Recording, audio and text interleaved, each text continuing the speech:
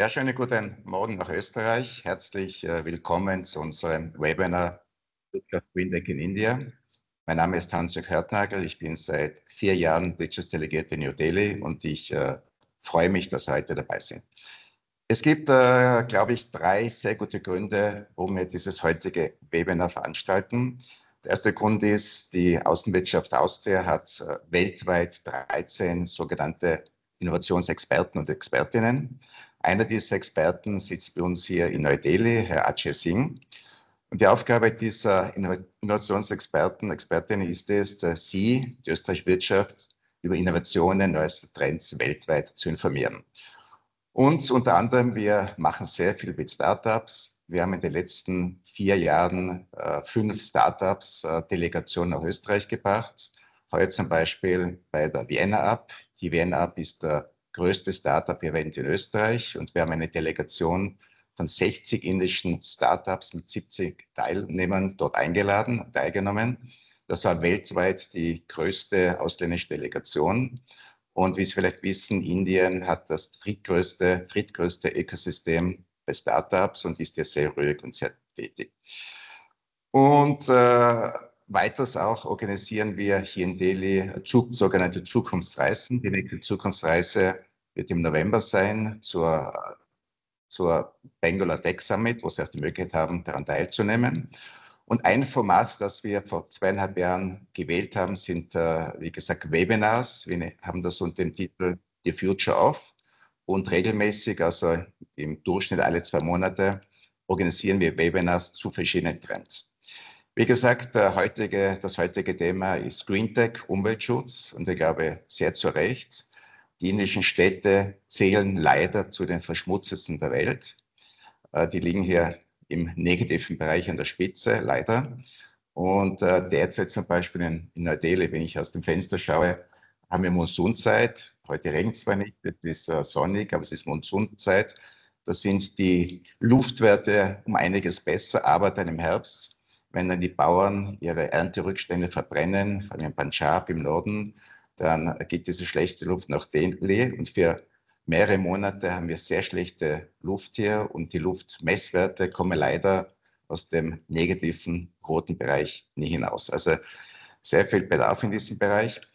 Und wenn man sich die Umweltziele der Regierung anschaut, das ist das weit nach vorne gerückt, also 2070 erst Klimaneutralität, Reduktion der CO2-Emissionen. Und hier ist einfach die Einstellung, so wie vielen Entwicklungsländern. Zuerst wollen wir stark industriell wachsen und der Umweltschutz kommt erst an zweiter Stelle. Die gute Nachricht ist, dass hier sehr viel in Bewegung ist, dass hier sehr viel tut, auch bei der indischen Regierung. Das heißt, die Umweltnormen werden immer strenger. Auch kontrolliert werden ist eine andere Geschichte. Und wie gesagt, da tut sich sehr viel. Und für mich eins der wichtigsten Punkte dazu oder Faktoren ist, wie man sagt, die sogenannte indische Mittelschicht, die immer stärker wächst. In diesem Jahrzehnt um 300 Millionen. Die Oberschicht wächst um 100 Millionen. Das heißt, diese Personen, Mittel- und Oberschicht, die reisen sehr viel, die gehen ins Ausland, die sehen auch, wie es dort zugeht, wie es dort sozusagen die Umwelt besser behandelt wird, wie die Umwelt dort besser dasteht, sind auch noch informiert, wie es anders zugeht.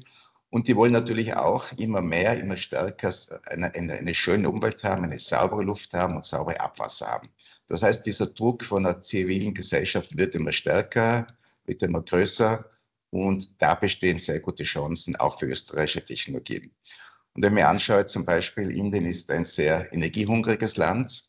Indien tut sehr viel, ist sehr stark im Bereich alternative Energien. Die machen einen sehr hohen Prozentsatz aus, 15% Bereich Alternativ, also vor allem Solarenergie, Windkraft auch. Und wenn ich mir anschaue, Elektromobilität wird immer stärker. In Delhi die Anzahl der grünen Nummerntafeln, Kfz-Nummern, die grüne sind also für Elektroautos, werden immer mehr. Das heißt, der Umweltgedanke wird immer stärker verankert, auch in der Zivilgesellschaft und das ist ein sehr wichtiges Element. Also kurz zusammengefasst, für österreichische Technologien wird dieser Markt immer interessanter, immer spannender.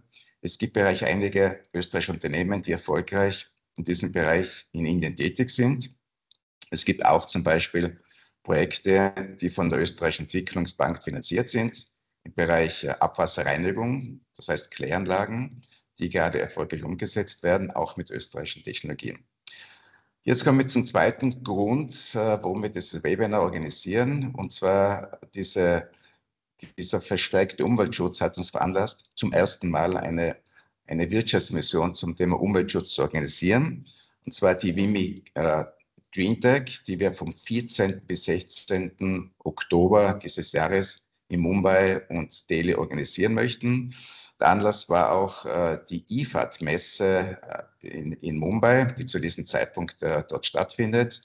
Wie Sie wissen sicherlich, die IFAD-Messe München ist die Weltleitmesse für Umwelttechnologien und ein Ableger davon findet in diesem Zeitraum auch in Mumbai statt. Wenn Sie daran interessiert sind, die Anmeldefrist endet am kommenden Montag. Und der dritte Grund, warum wir dieses Webinar organisieren, ist, wie gesagt, Ihnen einen Überblick zu geben und wo Sie abklären, überlegen können, ob für Ihr Produkt, für Ihre Technologie Marktchancen Ihnen bestehen. Und wenn Sie glauben, Sie hätten Chancen, bitte melden Sie sich direkt bei uns, wenden Sie sich an das Außenwirtschaftscenter New Delhi.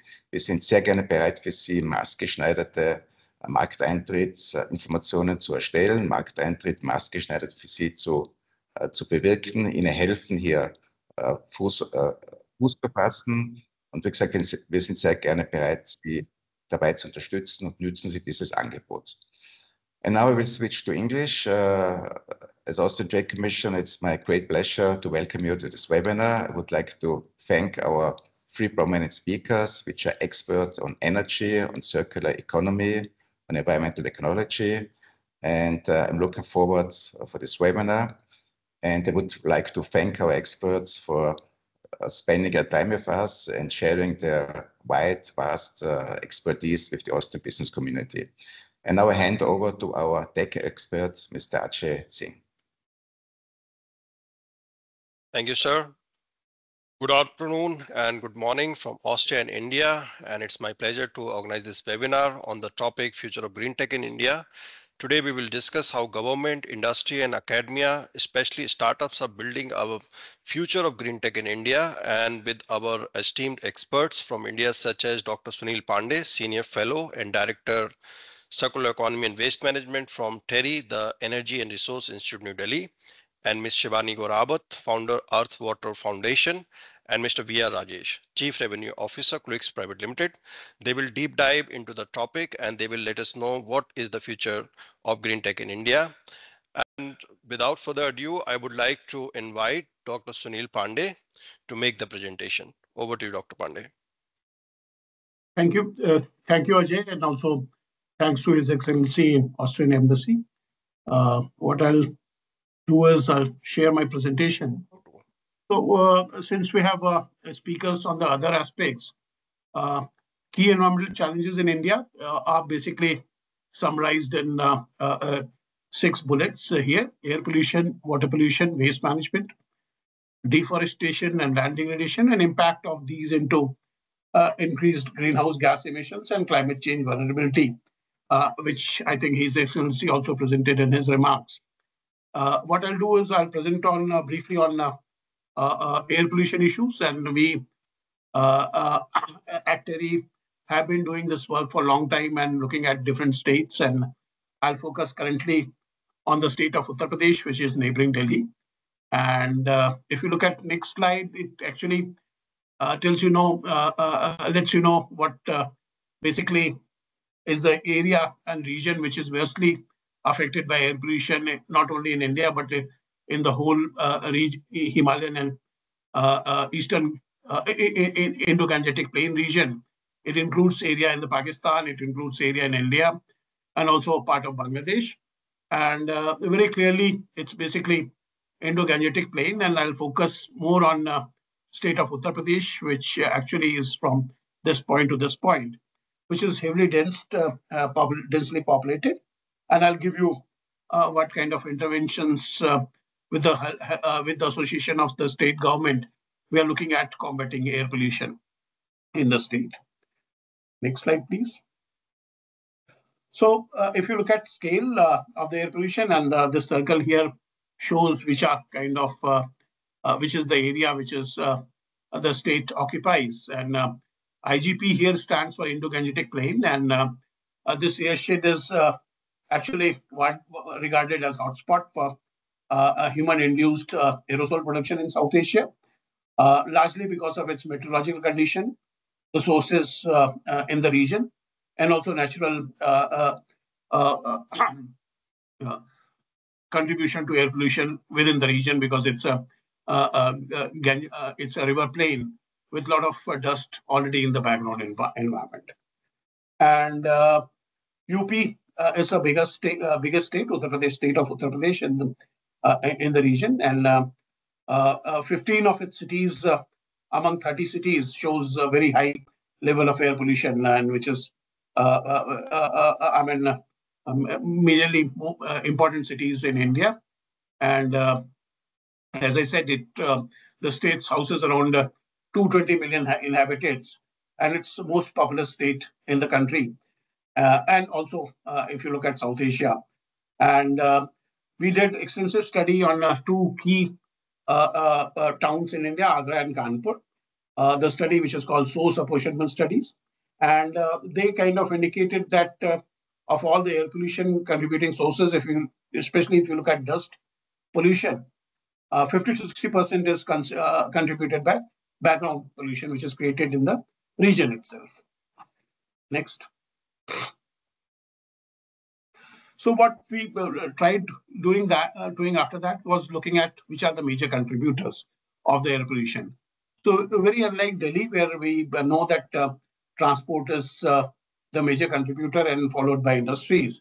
If you look at larger UP, Uttar Pradesh state, which is some urban cities, but also a lot of semi-urban and rural cities also. Here, the PM 2.5, particulate matter 2.5 concentration, if you see, the large contribution comes from cooking, which is the domestic and commercial cooking, and large part of it is contributed by either wood or biomass. This is followed by livestock, rearing livestock in the region, and also some amount contributed by use of fertilizer and use of natural sources, and then it is followed by transport and other sources. Just because it's a big state, and it has contribution also from rural population in the air pollution, which is largely found in the area, in the state.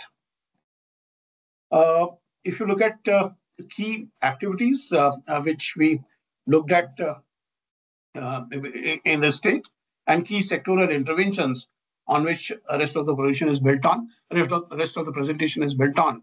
is looking at strengthening state capabilities, looking at their capacities in training and capacity building for air pollution management and planning, advancing sector-specific interventions, and these sectors specifically include, based on our study, agriculture and livestock, management of municipal solid waste, transportation, dust management within the cities, industries, domestic and commercial cooking, and so on, agriculture and livestock. And then we kind of looked at what kind of interventions one can look at, which will have not only implications on startups, but also on the tech providers, technology providers, basically, to look at where their interventions can fit in. Next slide, please. So looking at these interventions one by one, we looked at cooking, and cooking, since a lot of biomass was being used in the cooking, causing a lot of pollution, and especially indoor air pollution.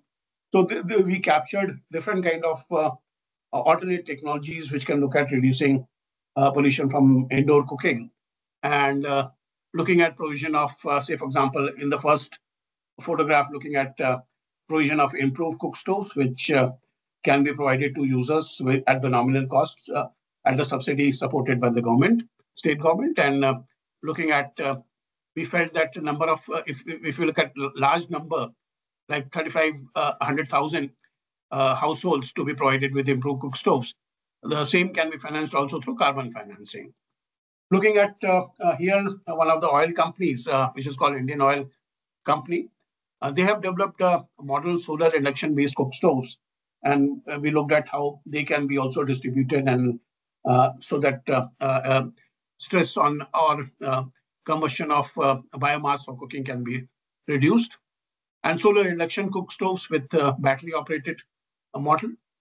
Also looking at community-based or household-based biogas plants, so that the biomass which is otherwise going into indoor cooking can be partly diverted to biogas generation, and biogas then provides a clean cooking option. And also looking at hard woody biomass, which can't be converted into biogas, converting them into pellets.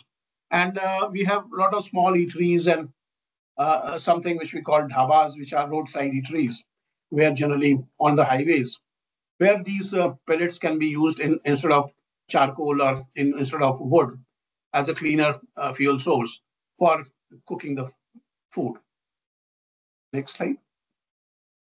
And on the industry side, the interventions which, including the construction industry, interventions which we propose is support of mechanized resource-efficient bricks, which can replace typical clay bricks, which are popular in the area, and can look at reducing pollution from the brick kilns which are operated in the region, and also looking at improving the technology of the brick kilns, and also looking at adopting new technologies for brick kiln, which is a new technology called zigzag kiln, though I mean it's operating in China for quite some time.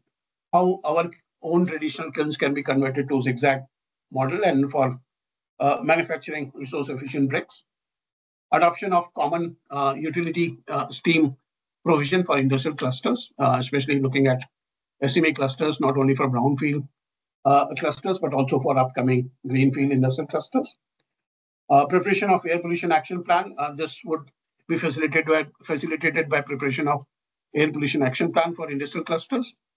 Supporting continuous air quality monitoring, emission monitoring systems in polluting MSME clusters, and also supporting the labs for monitoring the emission monitoring at 6 targeted industrial clusters in the beginning, and then expand it to other 1,000 clusters.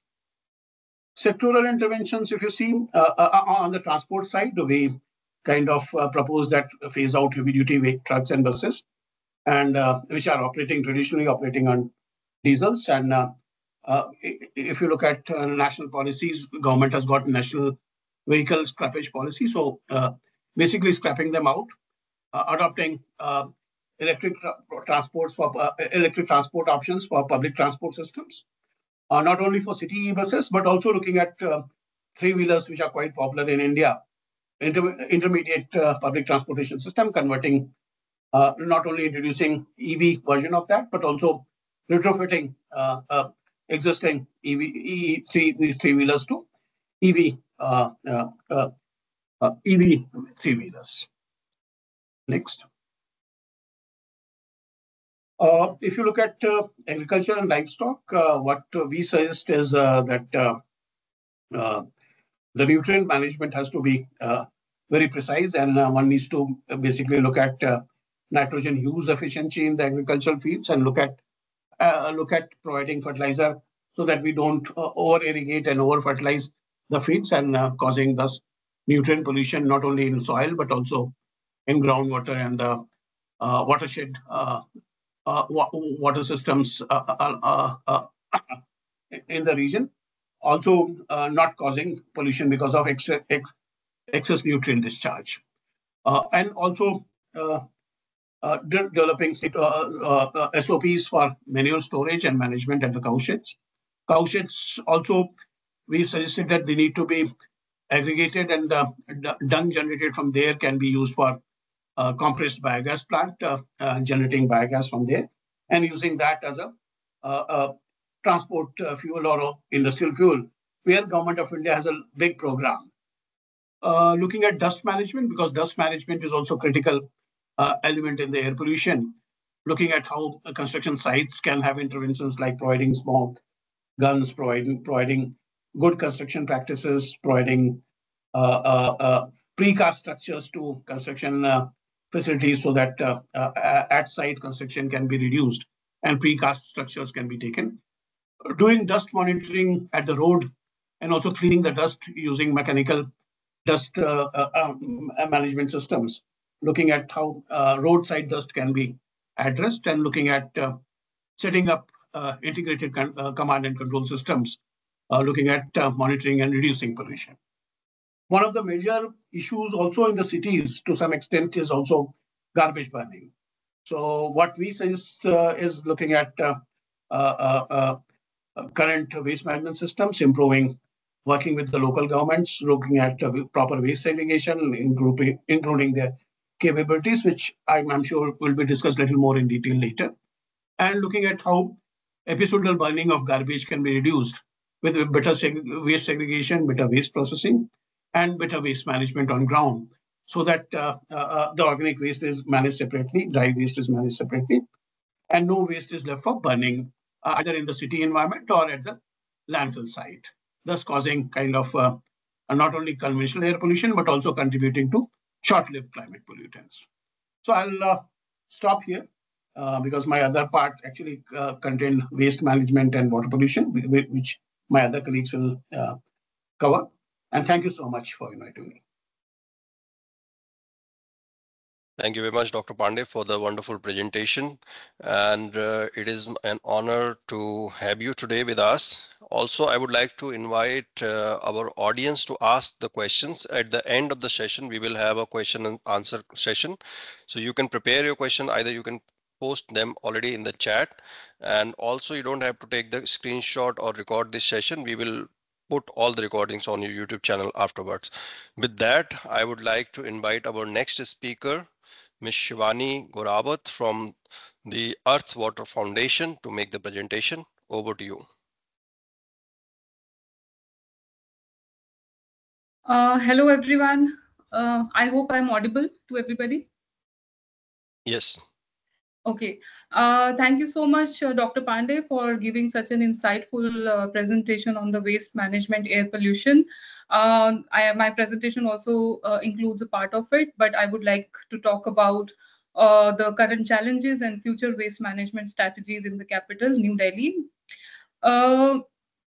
Let me give a very brief introduction what we do. Basically, I'm a founder at Everything About Water, and for the last 25 years, we have been providing marketing and knowledge solutions to the water sector globally through various verticals. Like we have a monthly magazine, we have annual trade shows on the water sector. We just concluded the 20th edition recently, 2 weeks back.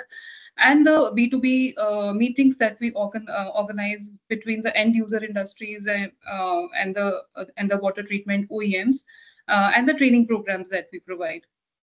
So I'm really privileged and honored to share my thoughts on the current challenges on the water management and what are the future strategies in the capital, which is capital of India, New Delhi. So talking about the scale of challenges, now due to urbanization, the increase of population, the population of Delhi itself is more than 20 million. And the surrounding cities around Delhi, which we call NCR, you can call small cities like Gurgaon, Faridabad, Noida, those cities are crossing 30 to 40 million of population. So due to this fast urbanization, increasing population, climate change, and the resource consumption, it's now the need of the hour to preserve our cities and its environment through the sustainable practices. And if you talk about the waste generation part, I would talk more about the types of waste in the next slide. But when you talk about the waste which is being generated, I'm talking about the solid waste. On a per day basis, it is about 11,000 to 13,000 tons of waste, which is, filling the landfills. And, the mountains and mountains are being created. So talking about the first point, which is inadequate infrastructure to deal with increased waste generation. which is basically the processing. The processing facilities include composting plants, the water treatment effluent plants. They do not run to their full capacity due to various issues.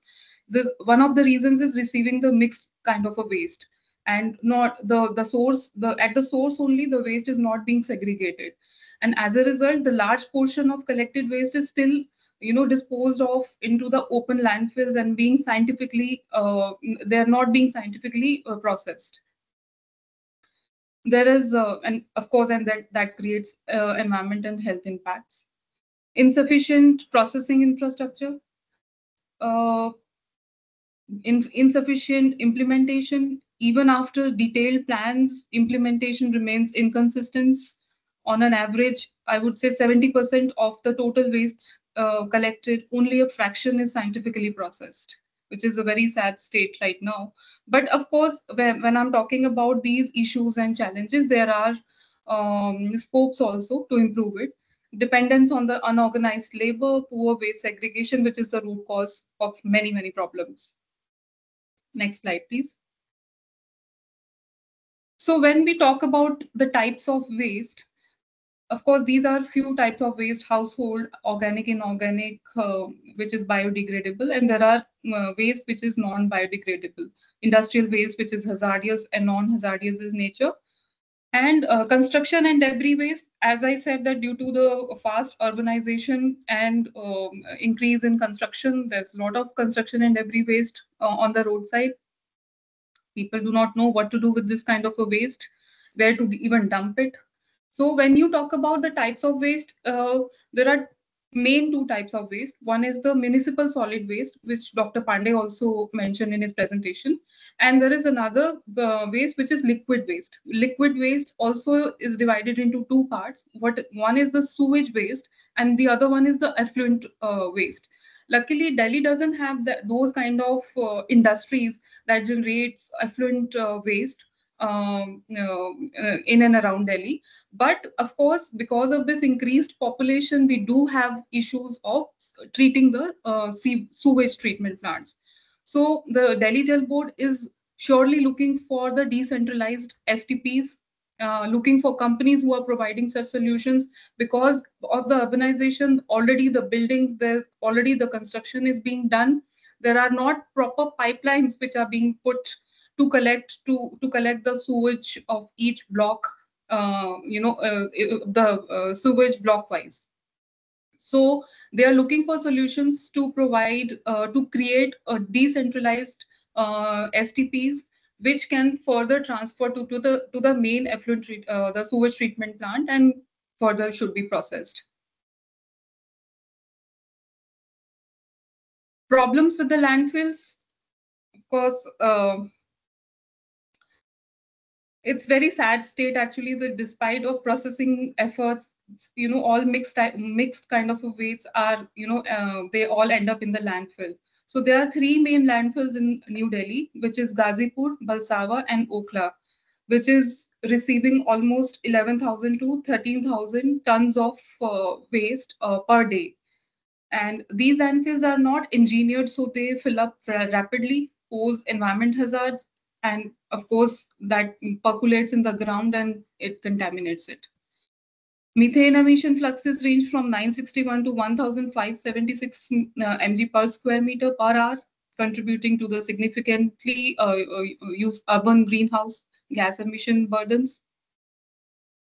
Total, so when you talk about GHG, which stands for greenhouse gas, which is a sum of all heat trapping gases like CO2, methane, H2O, ozone, O3, which we call O3, etc. They all absorb and emit heat, trapping it and warming the Earth's surface. But due to the massive liquid and solid waste generated by humans, the concentration has increased significantly, leading to an enhanced greenhouse effect and global climate change. Next, please. So how do we deal with such challenges and issues that Delhi is facing, or as a whole India is facing? Government has been working very, very closely to see how India can become a sustainable country. So one of the schemes that the government has introduced, it was launched in 2014 by our Prime Minister, Mr. Narendra Modi, which is called in Hindi Swachh Bharat Abhiyan. In English, I would translate, which is it's a cleanliness drive, which is to clean India and clean the sanitation of India. So government is taking measures to make India a sustainable country by running such drives. So SBA stands for Swachh Bharat Mission, Swachh Bharat Abhiyan. It was so basically it has succeeded to build an ecosystem by constructing over 100 million individual toilets to improve sanitation and cleanliness, and over 6 million public toilets in the urban areas.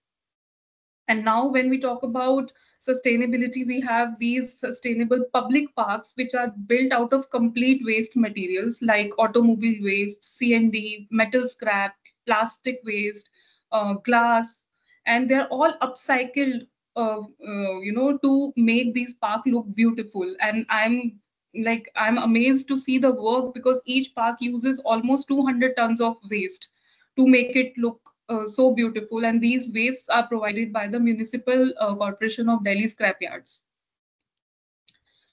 So the other relevant government schemes are, we call it MoHUA, which is Ministry of Housing and Urban Affairs for smart city emissions, and the Ministry of Environment, Forest and Climate Change, which is MOF, EF, and CC. As Dr. Pandey talked about the air pollution. So these are the few schemes which the government is running to help address these issues of air pollution. And the major cause of these air pollution is also the agricultural stubble which is being burned around the cities, and they're creating huge problems for the metro cities. And the plastic waste management, which was ruled in 2016, which focuses on eliminating single-use plastic. Next, please. So when we talk about our vision for a cleaner Delhi, what is there that we are thinking as an individual, as a decision maker, or a policy maker, stakeholder, or at a government level? What we think to have to look at Delhi, to have a clear vision of a cleaner Delhi, which is the first point I have mentioned, is integrated waste management system. So we need to move towards more holistic approach that integrates collection, segregation, and treatment, and recycling and disposal. So the whole process has to be done from the source itself, focusing on 3 R's. Everybody is talking about reduce, reuse, recycle. Even now the kids are being taught these 3 R's in school. Prioritizing the waste prevention over treatment and disposal. Then circular economy implementation, which is fostering a system where waste becomes a resource rather than just a dump. Continuous innovation and adaptation. Here we collaborate with international technologies and use their best practices. India is very open and welcome. They all welcome to have these foreign partners who have the best practices and technologies to come and showcase in India. Strong political will and stakeholder collaboration. Of course, we need sustained and consistent commitment from the government, from the policymakers, from industry, and from the citizens itself. So basically, what I have tried to put in my presentation is that I would just like to say that there are plenty of issues, challenges on growing economy, but challenges also bring opportunities for international players. Overall, international companies can play a significant role in improving India's waste management capabilities by bringing advanced technology and their expertise and sustainable practices. While all of it is fine, I mean, while India gives a great platform for international companies to collaborate with local Indian companies and government agencies, but as per my experience in the water sector last 25 years, I feel that, we also advise to international companies that when you step in the Indian water sector, you need to have some patience to succeed. That's all my presentation talk about. Thank you, Mr. Rawat, for your wonderful presentation. And we had perspective from the industry, from the government, and this conversation cannot be complete without having a perspective from a startup, since India is the third largest startup ecosystem in the world. May I invite now Mr. V.R. Rajesh, Chief Revenue Officer, Quix Private Limited, to make the presentation. Over to you, Rajesh. Hi, Ajay. Guten Morgen, everybody there from Vienna. My name is Rajesh, as Ajay mentioned. Ajay, if you could put up the slides. Great. So it's very difficult to continue after Dr. Pandey speaking about in such detail, but I'll try to make what I could. I'm not an engineer or a scientist, but I'm someone who saw a serious problem and I thought after 2 decades of working in corporate, joined to a part of a solution. Next slide, please. Now, in today's discussion, I'll be basically covering an overview of green tech Indian market. In Quix, what are the problem statement and the innovation, the solutions I'm working on, impact, team, market dynamics, what is the future roadmap, and the most importantly, how Indo-Austrian collaboration could work both the sides. Now, we talked about the green tech space in very detail. I'll just touch upon on the figures. Basically, India's green tech market is experiencing a significant growth, which I think both the speakers talked about. The market is projected to reach a revenue of approximately $152 billion by 2030, with a CAGR of over 16%. It's the largest segment within the market. And what we have also seen is that Indian government is playing a very key driver on the green tech landscape. For example, the government has reduced the GST on solar, wind energy equipments, and also are lowering the project cost for making clean energy more affordable for consumers and businesses. I think Shivani mentioned about various schemes, like, for example, National Green Hydrogen Mission is one of the latest one in the picture, FAME for the EV adoption, and for water, National Jal Jeevan Mission, which is also very critical parameters on that part. Water tech especially is very critical because it is key to health, which is the most important part. But apart from that, agriculture and industry also is very much aligned to the water. Now, sir, when we talk about circular economy, waste to energy, recycle, reuse, water becomes very important. Now, water is limited, and when we talk about recycling and reuse, water quality becomes very paramount to know what type of water we are drinking or using in agriculture or for this.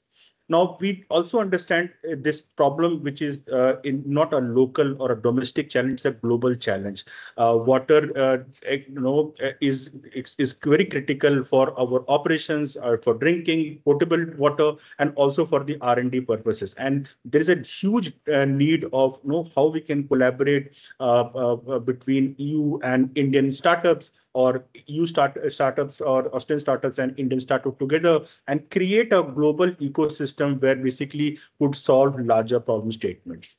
I'll go in much detail in the water tech, like why water tech is more important. I was talking about now testing often becomes the weakest link because most of if I'm talking from Indian context, that is we're dependent on laboratories. In India, we have got 2,000 laboratories which could test water, but we have got 6.5 lakh villages. So obviously, it is not enough from terms of scalability. Still, when we talk to the different stakeholders, the reason why they're not doing the adequate number of water testing is basically because of the cost. It's very costly. And the process takes around 4 to 5 days for testing and getting the water on that part. Without reliable testing or interventions comes very late. In one of the cases in Karnataka, we have seen post water quality testing, it took 15 days to know that that area was contaminated with iron, and which could save the lives of the people, because around 17 people lost their life also. So what I'm trying to make here basically is that water plays a very central role, and which includes food, which includes energy, and food include all of that. Now, as I'm mentioning, it is not a domestic or a developing country issue. Half of the population across the globe is affected of it. So if you go to the next slide, you'll understand what are the major challenges what we're trying to solve. If you see the water from a source that could be sent by a government or a public sector goes to the household, but in between there is a lot of leakages and because of the old pipes or construction working going on, and most of the places what happens is the contamination happens there, despite of sending a good water through to the household. So why it happens is that currently, last couple of years, the government had been focused more on centralized testing from the source they were testing. Our research, what we found is that we should go for a decentralized water quality testing, which enables the community or the end users to test the water at the last mile so that they can do that. But if you go to the next slide, Ajay, you will see, as I mentioned, the laboratories are quite limited in number.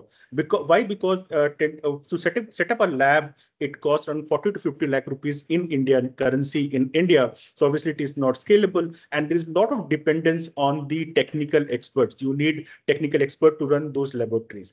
The other option which was there in the market was manual test kits or meters. Basically, they were quite cheaper compared to these laboratories, but the challenge was on the accuracy or the reliability of the result, and also it was entirely on the manual driven. So a lot of human error, data manipulations cases were coming. So when we were discussing with the stakeholders, we thought that we should come out with a solution which is in between that, both of them, which means it should be reliable like a laboratory, but at the same time, it should have a low cost, it should be affordable in terms, it should be scalable, and most importantly, it should be very sustainable so that the end users or the communities can test on the water. And that's where basically we came out with our innovation, which is next slide, C012, which is a multi-technique, multi-parameter handheld water quality analyzer.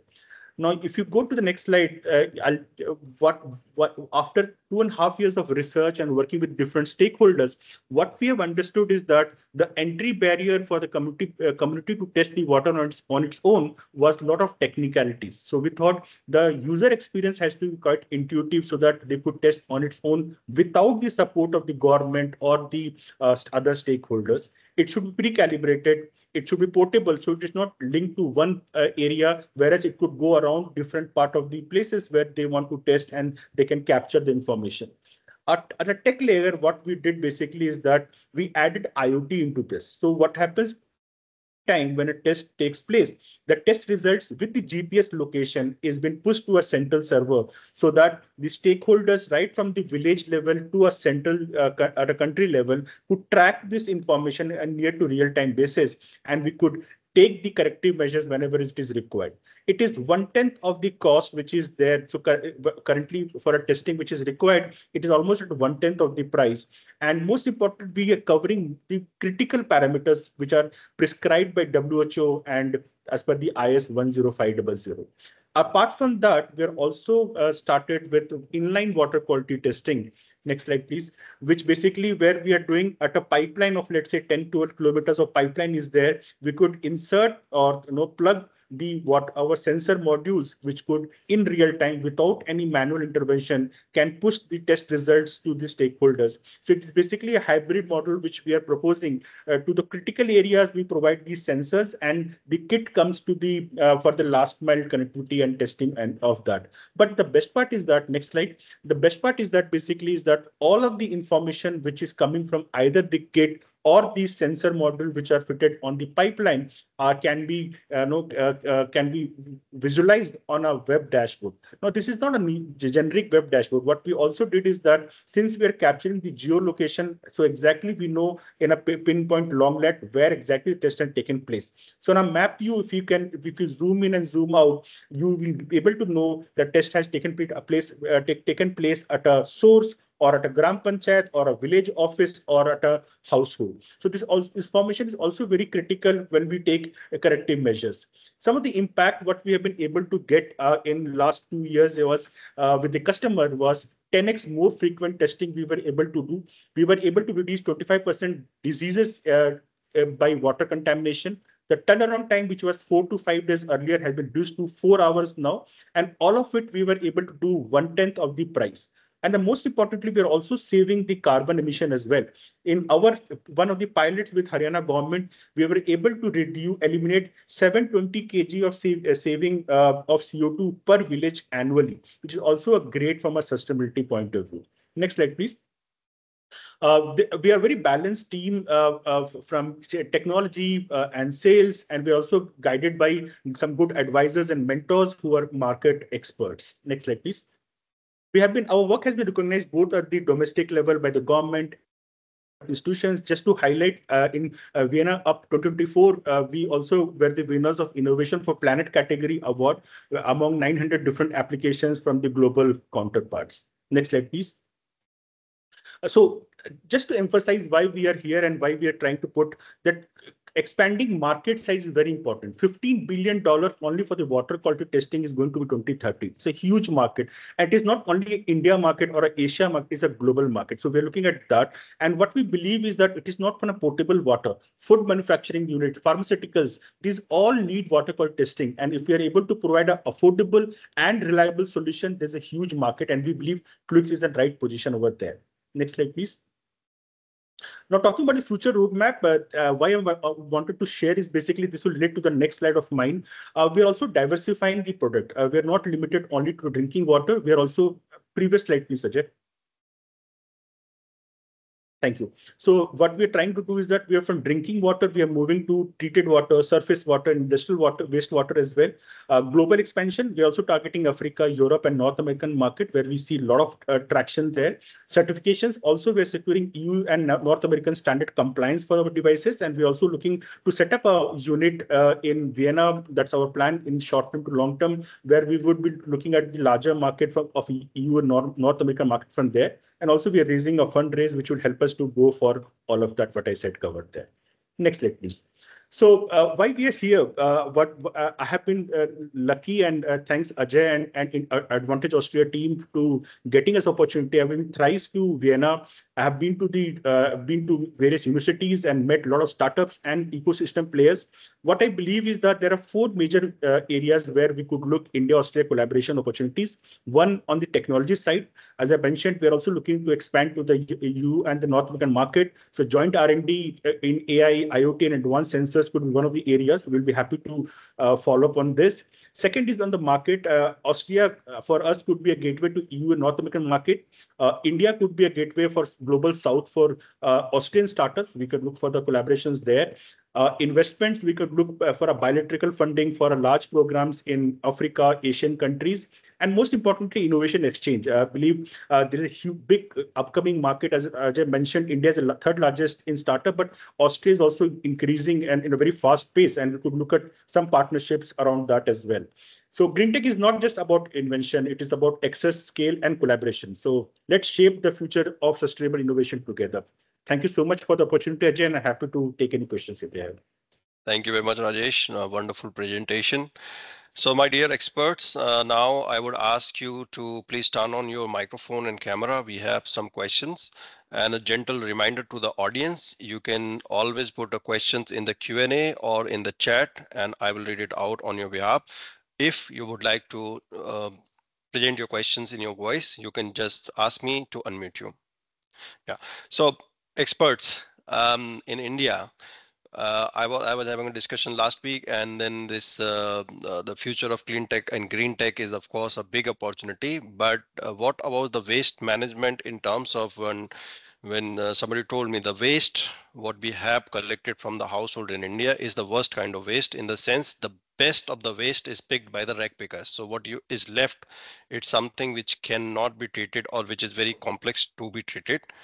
I would like to understand, maybe we start with Mr. Pandey. What is the waste management opportunity here, and how and what is your views on that? Thank you, Ajay. So waste which is picked up by waste pickers or intermittent waste collectors, we call them kabadiwalas. This process will always be there and was always there. So trick is basically to form a partnership with these informal players and look at how one can add value to whatever current waste processing or waste recycling they're doing to basically improve the quality of recycled material. or recycled product. So that's a kind of short answer from my side. Thank you, Dr. Pandey. Ms. Shivani, what do you think about waste management, or maybe combine it with water treatment opportunities in India? What is your take on that? Yes, absolutely. I think I concluded my presentation on the waste management pretty much on the same subject. The basic problem is the source of collection of the waste. So because of the lack of awareness, people do not know what to do, how to segregate the waste from a source level, from a domestic level, and neither they want to participate in it. So once that source, the problems sorted from there, then it goes into the big dump yards in a segregated way, and it doesn't get mixed up. The main issue is that the waste is getting mixed up, and the further processing is a big challenge, and it's not been able to scientifically processed. Yes. Actually, during my research, I also realized that to generate energy from this kind of unorganized waste is the equal of the energy you would get from any fossil fuel waste, because it's very complex waste. So do you think it's advisable, or do you think there is a huge opportunity for the companies, especially Austrians, to process this? Yes, I think there is a huge opportunities, and India is always welcoming with the open arms all these Austrian companies who are looking to expand their views, their technologies, their expertise here in India. And it is, as I said in my presentation, there are problems, there are issues, but these challenges also bring opportunities. What do you think, Rajesh, on this? Is there a possibility of combining this with IoT solutions on this from collection to process, and also keeping an eye on the energy required for the clean energy generation? Your take on that? Yeah, Ajay, you rightly mentioned. I'll just add to that. India generates over 160,000 tons of solid waste daily. And out of that, 70 to 80% is being handled by kabadiwalas, which you mentioned, which is obviously not a optimistic way to do that. Now, what I believe is that there are a lot of technology been around, like, when I talk about smart bins, route optimization for waste collections, segregation, which Shivani mentioned rightly, and also very important, there are technologies like biomethanation or RDF, refuse-derived fuel, basically, we're talking about. There has been a lot of use cases around that, but it has to be in a scale which we have to do with the partnership with the government or the municipal corporations or urban local bodies, play a very important role in the cities on that part. And I believe with the IoTs, as I mentioned, smart bins, which there are some cases in some smart city missions, the work has been started, but yes, it is very early, and I think more technology which is affordable and reliable will help us to create that.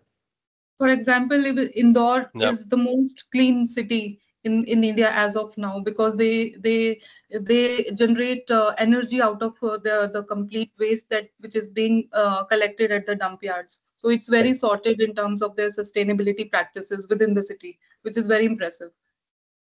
Okay, and my next question is on the foundation of International Solar Alliance having headquarters in India and a lot of solar focus, but are we utilizing it? And also what are the opportunities, especially in the cells or the solar cells, to all sorts of energy generation from the technology point of view? Maybe Dr. Pandey, you would be first to answer this. Yeah, thanks, Ajay. So Solar Alliance actually is a good opportunity for countries on the tropics, basically to come together and generate power from the solar. Only issue is, solar power generation, because solar radiation is available only in the daytime. So one needs to also have a strong storage system along with solar, so that it can provide power when it is required. And also one good opportunity here is looking at peak power, addressing peak power shortages in the, extreme summer times when the requirement for air conditioning goes up. There also solar power can also contribute to large extent. But as you said, solar at some stage would require end-of-life asset management, maybe in 20 years, 25 years, and which different energy agencies, they estimate that around 2035 or so, we will have large amount of that waste also be generated. And Government of India has taken cognizance of that. And if you look at Ministry of Electronics and Information Technology, at present, they say that large solar companies like those who are generating megawatt amount of powers, they are required to store the small amounts of wastage which is getting generated at this stage in their premises. And as in when the quantities grow up to the level where management is required, waste management is required, then this will be treated as a part of the electronic waste management rules. Thank you, Dr. Pandey. Sure. And since we have just 5 minutes left, so I would ask a final questions to all the speakers about regarding the opportunities for the Austrian companies with your respective organization. Again, Dr. Pandey, what are the opportunities Austrian companies can expect with TERI, be it mentorship or knowledge exchange? What you think is a good opportunity between your organization and the Austrian companies? We look forward to advanced technologies from the Austrian universities and Australian technology providers, and also joint research on developing some of these, where colleagues also presented interesting integration of IoT and other digital platforms. So we look forward to having some kind of collaboration with the upcoming research, especially advancing the work on circular economy in different industry sectors. So that is where we kind of find a lot of synergy with Austrian companies. Incidentally, I have not been to Austria, but my supervisor in my post-graduation postdoc days was Austrian supervisor based in Hong Kong. So I have kind of connection with Austria as well. Thank you, Dr. Pandey. Ms. Shivani, very quickly, the opportunities, expectation from the Austrian side with your organization. Absolutely. As I said, that we have been working in the water and wastewater sector, providing marketing and knowledge solutions to the water sector last 25 years through the magazine, the verticals like magazine publication. It's a monthly publication. So we probably reach the larger audiences, the trade councillors, the government agencies, end user industries. So all these international companies can come participate in the magazine by providing their technical articles or advertising with us, or participating in our show, which is an annual trade show on the water sector. And we do B2B meetings as well, where we connect these international companies to the right kind of audiences that they're looking for, whether they are policy makers, government agencies in India, or any other policy takers, the technology takers from them. Thank you, Ms. Shivani. Rajesh, over to you. The opportunities and challenges you already said. The opportunities I'm yet to hear. So no, I think I covered in the last slide, but just like to emphasize on like partnership is something which we can solve. Green tech is not a domestic issue; it's a global challenge we have to look at across. We believe India is a large consumption market, and global South, we could be a good entry point. We are looking for corporate startups to collaborate and see how we can build together solutions for larger problems to solve for global issues. And we're also looking for universities who have a lot of research done. Can we look at, as Dr. Pandey rightly mentioned, we'll look at more papers, research converts to real life solutions, which we could do that. So that's my 2 cents from my side. Thank you very much, all the speakers, for your expertise and your insight in the topic today. And I would now like to remind the audience that we would also have, as shared with the Trade Commissioner, that the Trade Mission, Green Tech in India, and a webinar series, The Future of Space Tech in India, and also a Future Journey to India in November. And with that, I would like to conclude this webinar and looking forward at the next episode, at the next session with the Future of India. Thank you very much.